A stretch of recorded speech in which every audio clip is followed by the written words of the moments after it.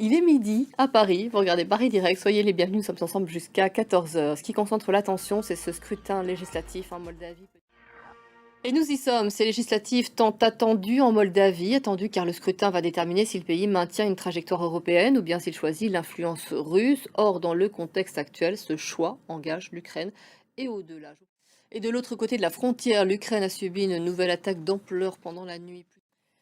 Donald Trump a une nouvelle fois décidé de déployer l'armée dans une grande ville américaine. Après Los Angeles, Washington et Memphis, c'est au tour donc de Portland, dans le nord-ouest du pays, une ville qu'il dit ravagée par la guerre.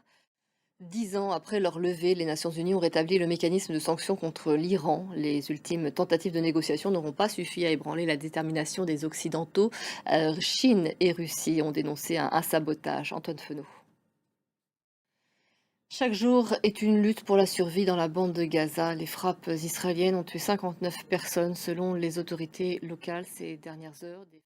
Et Benjamin Netanyahou sera reçu demain par Donald Trump. Hier, comme chaque samedi, les familles des otages et leurs soutiens se sont rassemblés à Tel Aviv. L'émotion est grande en Argentine après l'assassinat de 3 jeunes femmes dans une affaire liée au narcotrafic, semble-t-il. Plusieurs milliers de personnes ont manifesté dans le centre de Buenos Aires pour réclamer justice. Nicolas Chamontin. Une bousculade tragique qui est venue endeuiller l'Inde. 36 personnes sont mortes pendant un rassemblement politique dans le sud du pays alors qu'elles tentaient de s'approcher de la scène. Le Premier ministre Narendra Modi a présenté ses condoléances aux familles des victimes.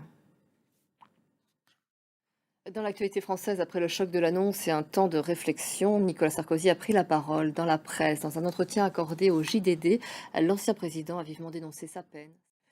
Midi 14 à Paris, tout de suite, c'est la semaine de l'écho. Les invités de Karina Chabour débattent des économies africaines, fin de l'aide américaine, endettement, manque d'investissement. Les défis que doit relever l'Afrique ne manquent pas.